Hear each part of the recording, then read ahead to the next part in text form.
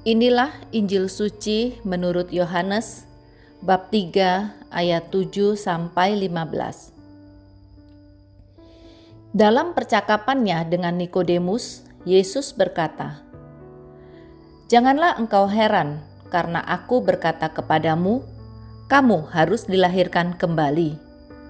Angin bertiup kemana ia mau, engkau mendengar bunyinya, tetapi engkau tidak tahu dari mana ia datang atau kemana ia pergi. Demikianlah halnya dengan tiap-tiap orang yang lahir dari Roh." Nikodemus menjawab, katanya, "Bagaimanakah mungkin hal itu terjadi?" Jawab Yesus, "Engkau adalah pengajar Israel, dan engkau tidak mengerti hal-hal itu? Aku berkata kepadamu, sesungguhnya kami berkata-kata tentang apa yang kami ketahui, dan kami bersaksi tentang apa yang kami lihat, tetapi kamu tidak menerima kesaksian kami. Kamu tidak percaya waktu aku berkata-kata dengan kamu tentang hal-hal duniawi. Bagaimana kamu akan percaya kalau aku berkata-kata dengan kamu tentang hal-hal surgawi? Tidak ada seorang pun yang telah naik ke surga selain Dia yang telah turun dari surga, yaitu Anak Manusia.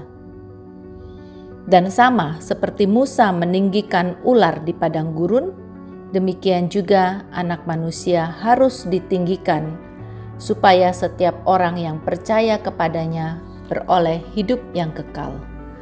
Demikianlah sabda Tuhan. Kehidupan menggereja kita banyak berubah sejak pandemi.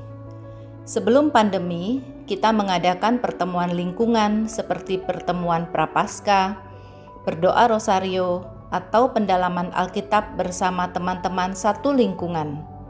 Kita misa di gereja kita masing-masing pada hari Minggu, mendengarkan homili pastor paroki kita, dan seluruh kegiatan kita berpusat pada lingkungan dan paroki kita masing-masing. Namun akibat pandemi, segala kegiatan menggereja kita dilakukan secara online, sehingga bisa melintasi batas paroki, bahkan melintasi batas negara. Kebebasan dan kemudahan ini seperti dua sisi mata uang, berdampak baik dan buruk sekaligus. Sisi baiknya adalah kita bisa mudah mengikuti seminar, pengajaran, rekoleksi dari berbagai paroki dan komunitas.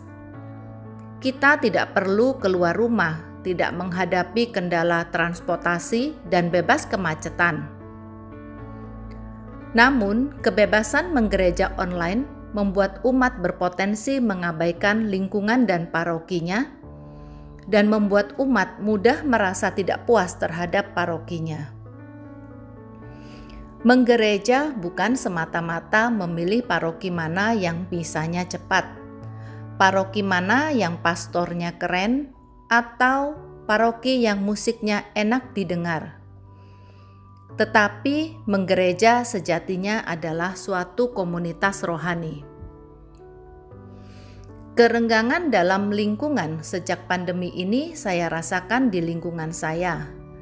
Zoom untuk berdoa rosario sepi peminatnya. Tetapi e-flyer kegiatan lain di luar paroki banyak sekali diposting di WhatsApp grup lingkungan. Menurut saya, kerenggangan ini akhirnya bisa berdampak buruk pada gereja. Karenanya, kita perlu lebih bijak saat menggereja online lintas paroki. Kita perlu lebih mengutamakan hadir dalam kegiatan lingkungan dan paroki kita sendiri. Perikop bacaan pertama hari ini menggambarkan bagaimana hidup menggereja komunitas jemaat perdana. Mereka sebagai satu kumpulan jemaat yang sehati sejiwa, hidup sejahtera karena saling berbagi.